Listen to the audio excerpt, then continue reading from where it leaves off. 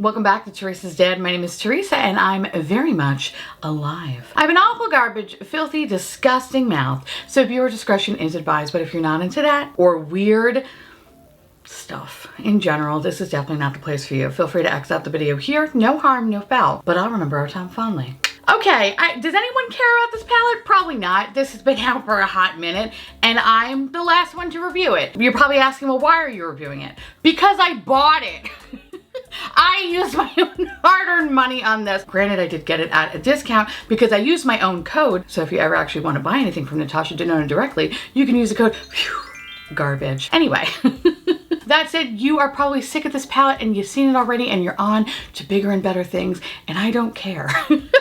I got something to say about this palette. So let me tell you a little bit about it first. The Natasha Denona Xenon Palette retails for $69. A 15 shade ensemble of cool toned smoky shades in Natasha's iconic matte, metallic, sparkling, foiled, and wet effect formula. It showcases a captivating array of vivid grays, sparkling silvers, calming cool toned nudes in icy pink, and multi-dimensional sparkling and metallic blacks. It becomes the ultimate festive season staple, delivering mesmerizing options for holiday party looks. So I lovingly refer to this as the Alien palette because when I think of Xenon, I think of Alien and Aliens and Alien 3. Not so much Alien 3 actually.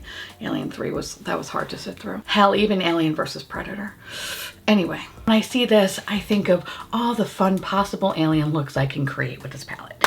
Now, I do own the mini Xenon palette, which it's all right. It's not my favorite. I remember when this came out, I was like, ooh, a silver, because I love Tin Man silver. And that's what I always look for. And I feel like the only palette, other than the one that I created with Lethal Cosmetics, I feel like the only palette that has like a really like amazing silver, that's exactly what I want it to be, is the Sephora Moschino Bear palette, which I know is kind of embarrassing, but that laptop bear palette, that's coming into the grave with me.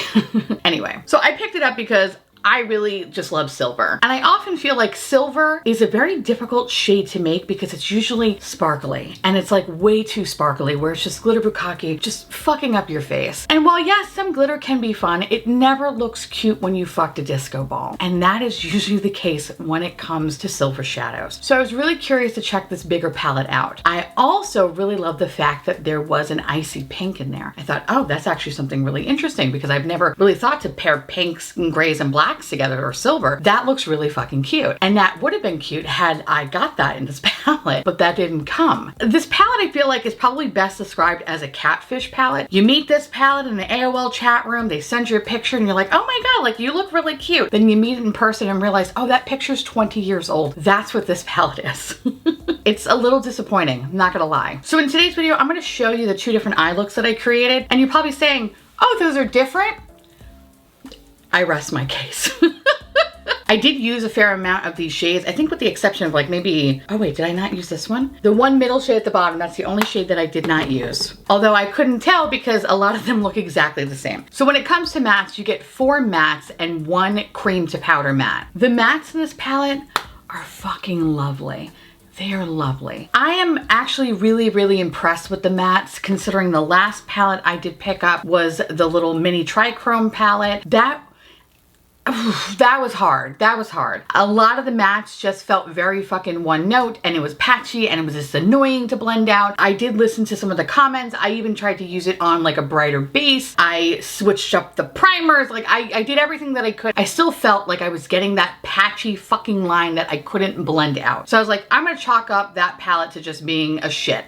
You're a shit, I can't stand you, get the fuck away from me. Into the drawer you go. So I was a little apprehensive about trying the mattes in this, but I figured, you know what, since there's only a few mattes, it's not gonna irk the shit out of me too much if I have the same experience. And I didn't have the same experience. The mattes are incredibly pigmented, easy to blend, easy to use. I didn't experience any patchiness, any weird fallout. Actually, the only fallout I did get was with the cream to powder shade, and it was just very, very minor. And with it being so minor, it was very, very easy to wipe away. I cannot say enough good things about the mattes. I think my only complaint is that I wish half the palette was mattes. Because what happens is, because there are so little mattes, you fall into the same pattern of just kind of creating the same look over and over and over again. You don't really have a lot of options in what you can do. I definitely wish there was like a matte pink in this palette. I feel like that would have been really, really cool. But the fact that two of the shades look almost identical, like maybe just a hair difference between like bone white to off-white, then you have this darker off-white color. It really makes you question, like, did you really need to have all of those? I think one of them would have been sufficient, and they could have mixed it up with another two, either transition or like lid color shades or fucking even outer corner shades. I don't know, like it could have been something else there. But the fact that this is all you're really working with, your base is gonna look the fucking same no matter what you do. And then that becomes a bigger problem when you realize all the shimmers look exactly the fucking same and you can't tell the difference. It's so annoying because the formula in this palette is fucking fantastic. It reminds me of I Need a Nude. Just, I don't know, it's just something about it that is just so, the shimmers have such a punch to them. There's no weird texture, no nothing. And the fact that everything just looks the same is just so aggravating because it could have been really fucking cool, but they chose not to do that. Instead, what they chose to do is just create the same row over and over and over again, just maybe put it in a slightly different order. And it boggles my mind because they already have this. You know what I mean? Like they already created kind of like the perfect 5-pan palette to create a really beautiful smoky gray look. So they missed the mark entirely on what they could have done. Even if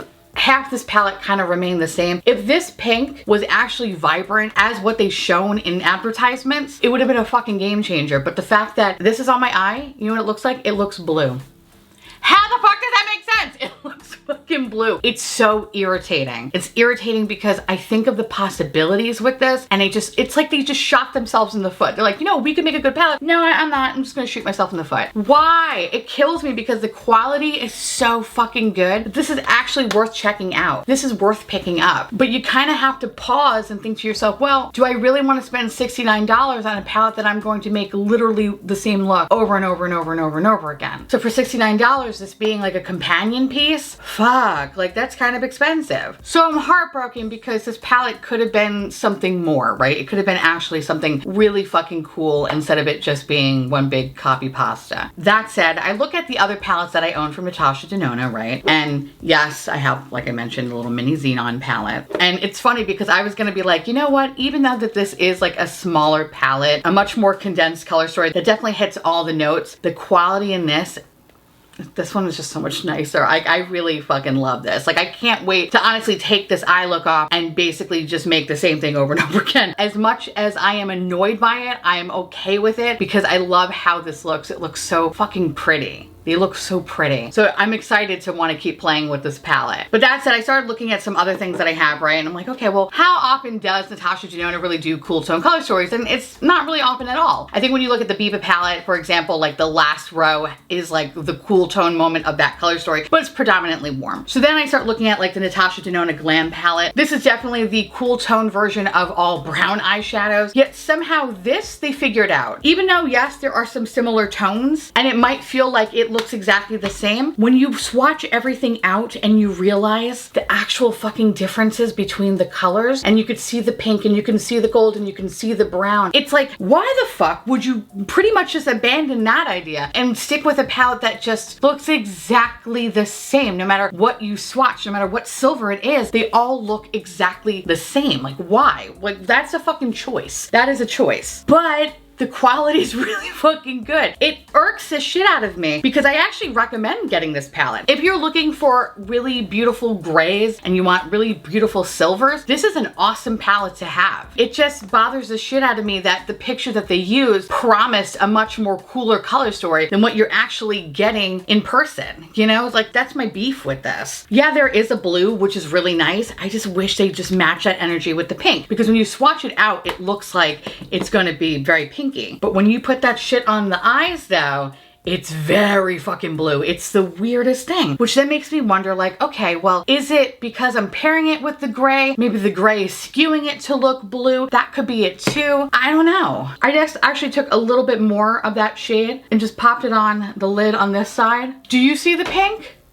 No, it's blue. It comes out blue. I don't fuck it. It's weird. So actually I want to see something out of curiosity. If I were to take, say, this brown color from the Glam palette, I think maybe that's what I need to do. I need to probably just pair it with the brown, because when I pair it next to the brown, it feels like there is definitely that pink shift. But when I pair it next to the gray, it it kind of skews more blue. Perhaps if they did have a pink in this palette, that would have satisfied that urge. But the fact that, okay, now I have to look at other palettes just to kind of get it to what I want it to be, that's kind of fucked up too. I don't know. Like I said, it's so stupid because the quality is fucking amazing. And again, when I look at that glam palette and I see exactly what they were doing and how everything makes sense, like you would think that they would just kind of take that energy and put it into this palette, and that did not happen. That said, again, quality-wise, it's fantastic. I don't have a complaint about it other than the fact that there's just a bunch of repeat shades and there's just no way that you're gonna be able to create more than maybe 2 looks, and I'm being generous when I say 2 looks.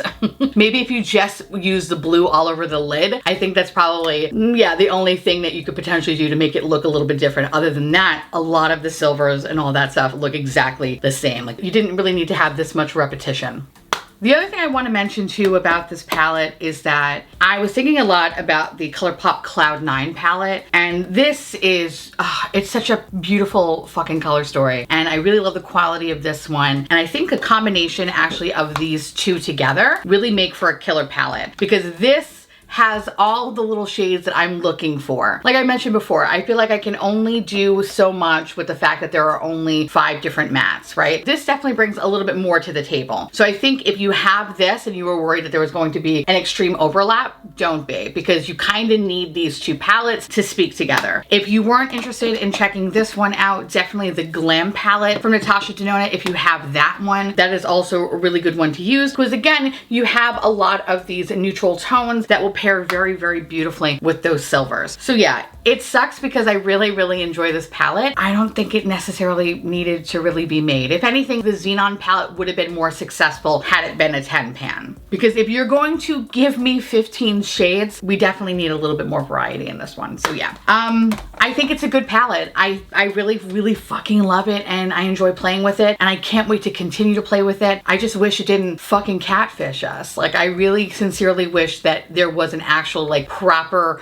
bright pinky shade. Like, ugh, it pisses me off how much advertisement just fucks with every product that's ever gonna come into your existence, whether it's the Big Mac from McDonald's or the fucking pink in this palette. I hate how they make it look to the consumer that this is gonna be one thing and then you get something else. It's fucking annoying, but that's unfortunately just how everything works, so yay. Anyway, now I would love to hear from y'all. How do you feel about this palette? And if you do have it, do you love it? Do you feel the same way? Do you feel differently? For you, do you feel like you can make a number of different looks? Because I feel kind of emotionally, that's actually funny. I'm about to say creatively, but I guess emotionally stunted as well.